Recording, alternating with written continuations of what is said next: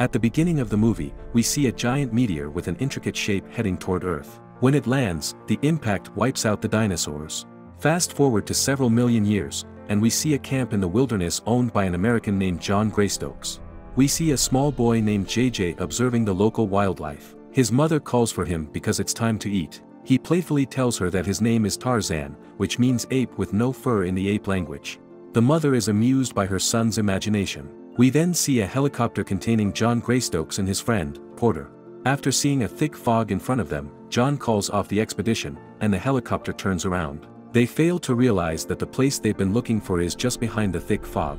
Beyond the fog, we see a complex and unnatural structure, which is the place that houses the meteorite. Back at the camp, John and Porter argue about the existence of the meteorite. Porter insists that finding it could be a game changer, while John argues that it's better for Porter to close the camp and come back to New York, where his wife and daughter are waiting for him.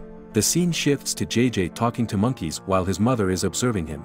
JJ's father, John, comes out and greets his family. Moments later, we see the entire Greystokes family preparing to leave the camp via helicopter. John asks Porter if he is sure he doesn't want to leave. Porter responds by telling him that the jungle is his life. While in the air, the family spots a large mountain gorilla alone, looking for a group. In the next scene, we see two gorillas living peacefully near the waterfalls. The lone gorilla enters the area and challenges the current leader to a fight. The two male gorillas duke it out in an intense battle. The leader bests the loner in combat, but he holds back at the last second, refusing to eliminate the loner. The leader turns his back to celebrate in front of the audience and then turns toward his mate, Kala. Suddenly, the loner comes in from behind and slams a rock on the leader's head, eliminating him on the spot. The other gorillas become silent, and the leader's mate mourns his passing. Back at the helicopter, the family passes through unusual environments such as snowfields and pools of lava. The pilot announces that they are experiencing some sort of magnetic interference. Then we see them enter an area with strange rock formations. The pilot does his best to avoid crashing, and he barely manages to pull the helicopter up to a better spot. John sees the mysterious structure and immediately realizes what it is. He asks the pilot to land the helicopter. Then, he tells his family that he will explore the area for an hour. He finds a cave and decides to go deeper inside.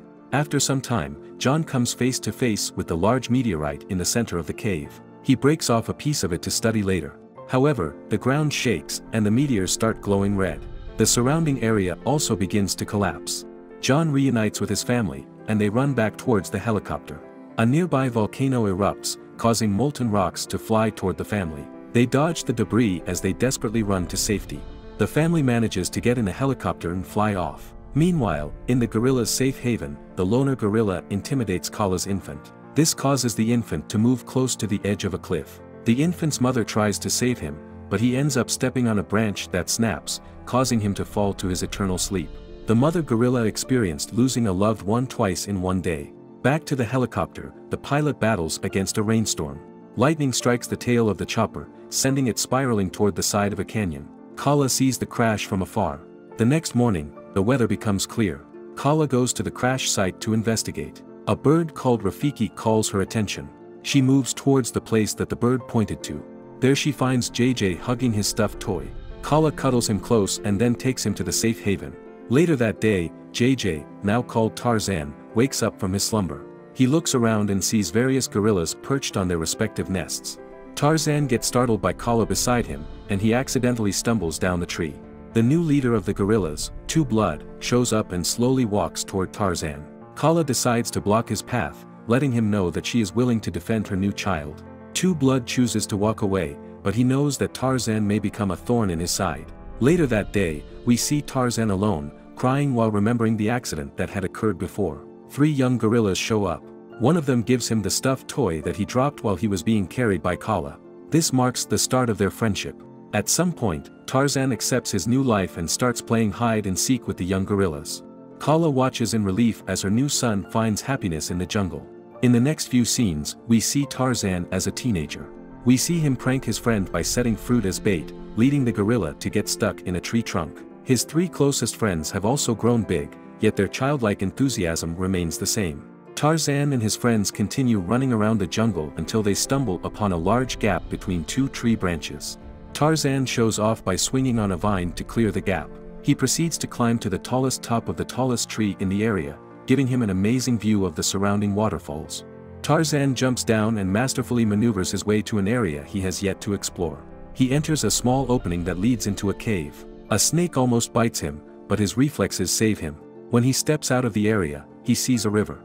Tarzan dives into the water, and when he emerges, he hears the sound of people talking. We then see Porter and his daughter, Jane, driving a group of tourists around. Tarzan observes the people and follows them around from a safe distance. The tourists eventually arrive at Porter's camp, which looks worse for wear. That night Porter and Jane stargaze in front of a campfire. Jane asks his father whether he wants to return to New York and rekindle his relationship with her mother. Unfortunately, Porter insists that the jungle is his home. After that, he heads to his tent to sleep while Jane stays behind to watch the stars some more. Jane hears rustling nearby.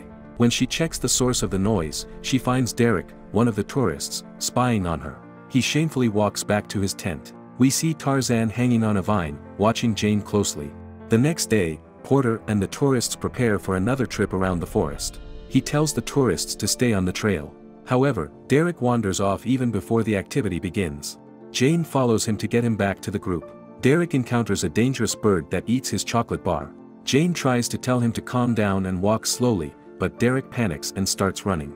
As a result, the large bird goes after him. Jane distracts the bird and leads it away from Derek. However, she soon finds herself in a predicament when more of the same type of bird chases her into a corner. Fortunately, Tarzan takes away the birds with 3 quick swoops. Just when Jane thinks she is safe, a snake appears behind her and bites her arm. Tarzan shows himself, but Jane thinks she's just hallucinating. She tries moving away from Tarzan but, at one point, faints due to the snake's venom. Tarzan proceeds to suck out the venom from her arm and take her to a safer location. Later that day, it started raining. We see the tourists and Porter walking around the forest with raincoats, searching for Jane. Meanwhile, Jane is inside a cave above the river with Tarzan. She wakes up while he is asleep and tries to ask him who he is. However, she immediately loses consciousness again.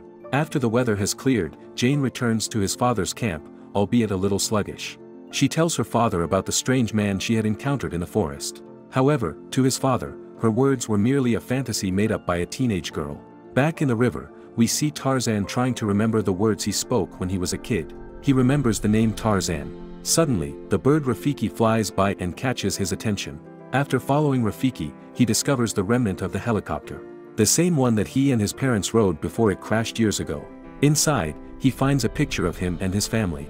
Painful memories return, and it proves too much for Tarzan's mind to handle. He screams as loud as he can to release his emotions. Moments later, Tarzan discovers a knife on the ground. He also finds a piece of meteorite, the same one that his father chipped off from the large cluster. After some time, he manages to turn the crash site into a treehouse. He spends most of his days there thinking about the past. Sometimes his gorilla friends try to cheer him up, but the void in his heart just keeps growing. On some nights, Tarzan would wake up and head to the nearby waterfalls to contemplate his life. Years go by, and Tarzan has only gotten stronger. We see him effortlessly climb the side of a tall waterfall. Suddenly, he hears a commotion. Two Blood is inside his treehouse, trashing the place. The gorilla slams a device into the ground. The box then beeps, sending a signal somewhere. Two Blood slams the device again, rendering it broken. Tarzan arrives to put a stop to the destruction. He brandishes the knife in front of Two Blood, which makes the gorilla back away. The next scene takes place in Greystokes Energy's building in New York. The new CEO, Clayton, receives news from his secretary. He finds out that the helicopter that crashed in the middle of the jungle several years ago had sent a signal to their communication lines. Clayton becomes intrigued by the news. Before arriving at the board meeting, Clayton comes across Jane, who tries to convince him to donate to wildlife conservation efforts. At first, he tries to brush her off, but he changes tune after discovering her identity. He asks her to wait for him after the meeting. During the meeting, Clayton talks about the meteor that John Greystokes lost his life trying to retrieve. He promises the board of directors that obtaining that item will allow them to produce a new energy source. He also tells them that he has a plan to retrieve the meteor without their competitors knowing.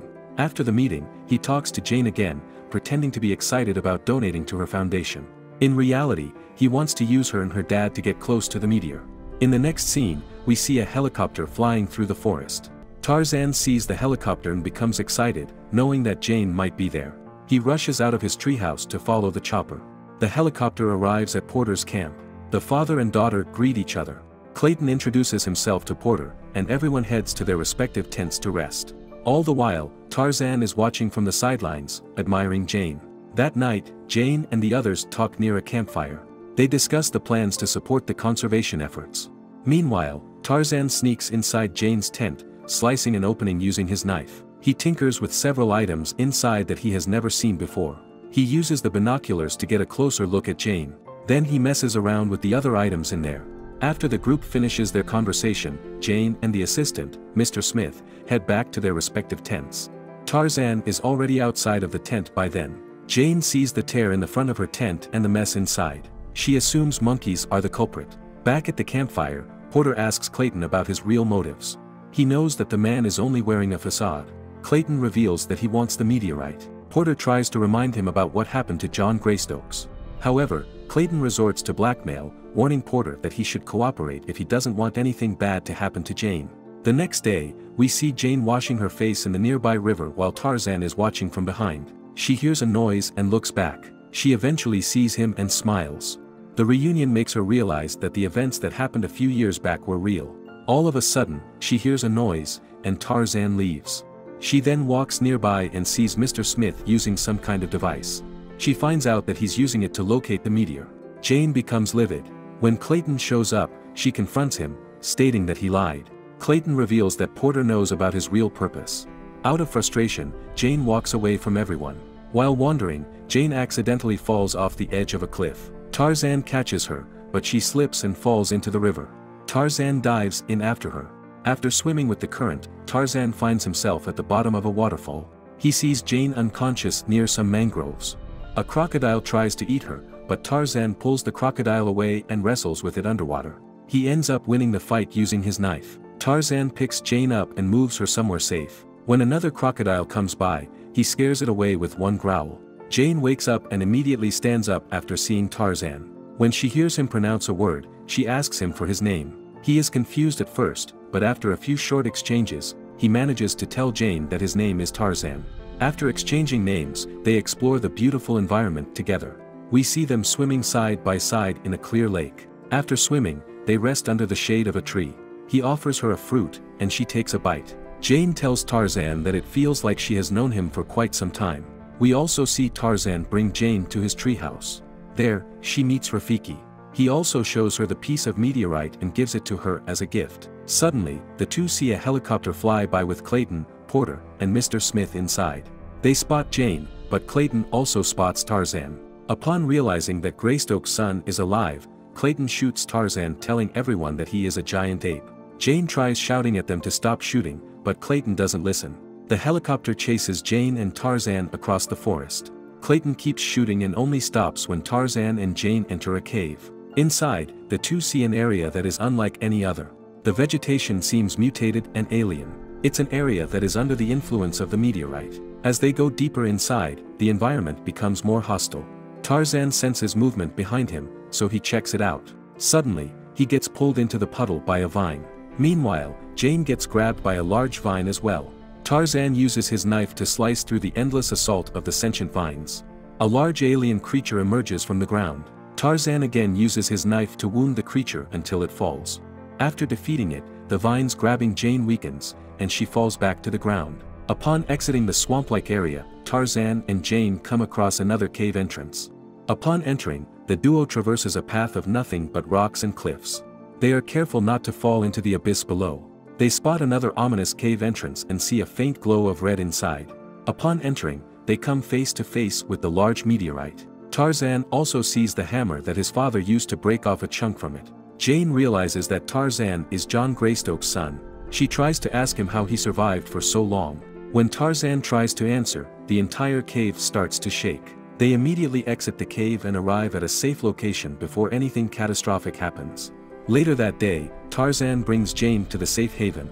He shows her how he interacts with his gorilla friends and family. Jane also meets Kala and sees her affectionate familial bond with Tarzan. The peace is suddenly disturbed when Two Blood tosses a giant log toward Tarzan. The evil gorilla challenges Tarzan to a duel. To make things even, Tarzan sets aside his knife and decides to rely on his bare fists. However, the gorilla proves his superior strength in combat. Two Blood knocks Tarzan down a few times and, at one point, throws him into a corner.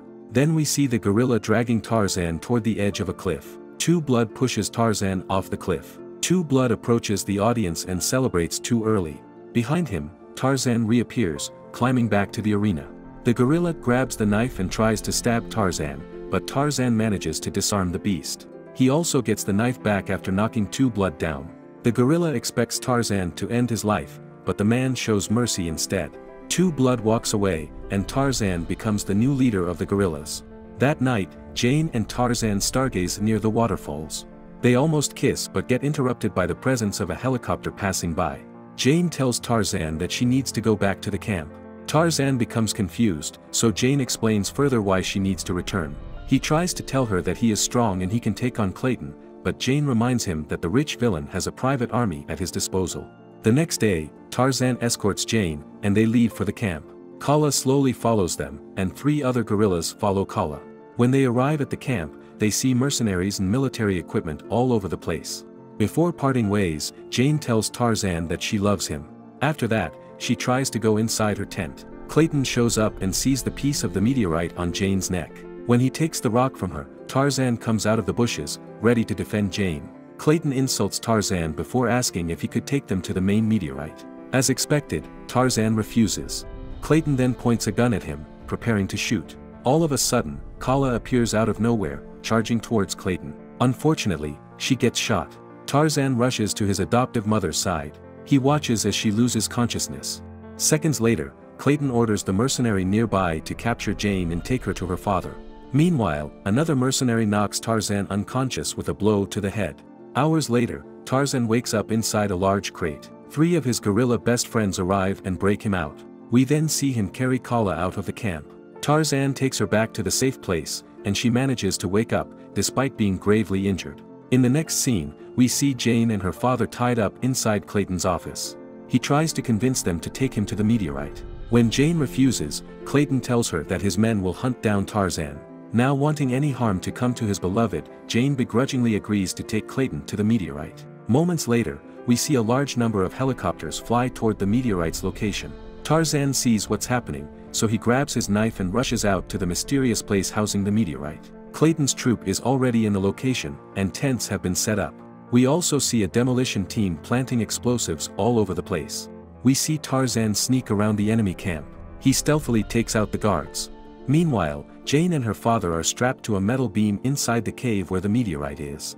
It's obvious that Clayton has no plan to let them live. A mercenary approaches Jane and acts sleazy. Fortunately, Tarzan arrives and throws a rock at him. The mercenary falls to the ground before he can use his gun. Tarzan then frees Jane and her father. Porter decides to stay behind to cut the wires from the different explosive devices scattered around the place. Outside the cave, Clayton's demolition team attempts to blow up the place. However, the trigger doesn't work, and an explosion never happens. Clayton spots Tarzan and Jane and suspects that they have something to do with the sabotage. He asks Tarzan what his next move is. As a response, Tarzan uses his signature scream. All of a sudden, all sorts of animals come rushing to aid him. We see the soldiers getting assaulted by bats. Rafiki also comes to distract Clayton, allowing Tarzan to take him down. While pinned down, Clayton points a gun at Tarzan, but he quickly gets disarmed. Tarzan then wraps a snake around Clayton's neck before standing up. All of a sudden, the weather turns bad, and fissures start appearing all over the place. Jane becomes worried because Porter is still inside the cave. In another part of the camp, we see gorillas terrorizing Clayton's soldiers. Meanwhile, Clayton gets on a nearby chopper with Mr. Smith. Before taking off, 2 gorillas latch onto the helicopter and are taken for a ride. Clayton sees Tarzan and Jane trying to run away from the calamity, so he shoots them. Fortunately, all his shots miss. The pilot handling Clayton's helicopter struggles to gain altitude due to the extra weight of the gorillas. All the while, the pilot has no idea what's giving him a hard time. Tarzan and Jane encounter a large gap between 2 rock platforms. Tarzan easily clears the jump while Jane relies on Tarzan to catch her hand. The king of the jungle reassures his lover that he will never let her go. Fortunately, they both make it to their destination alive. Clayton's helicopter passes them, and the gorillas jump down to where they are. This causes the helicopter to finally go higher. However, before it can get far, Tarzan hurls a large rock at it, hitting the helicopter's tail. The chopper spirals out of control and disappears into the fog. There is a high chance that Clayton and his crew lost their lives. After the weather clears, Tarzan and Jane observe the strange structure for some time.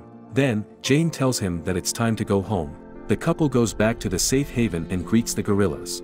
Tarzan sees Kala, and she's back to her healthy self. The two give each other a warm embrace. The gorillas around them cheer and celebrate. Tarzan tells Jane that he will watch over her forever.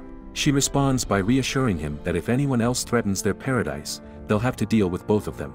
By saying that, Jane confirms that she'll be living with Tarzan in the safe haven.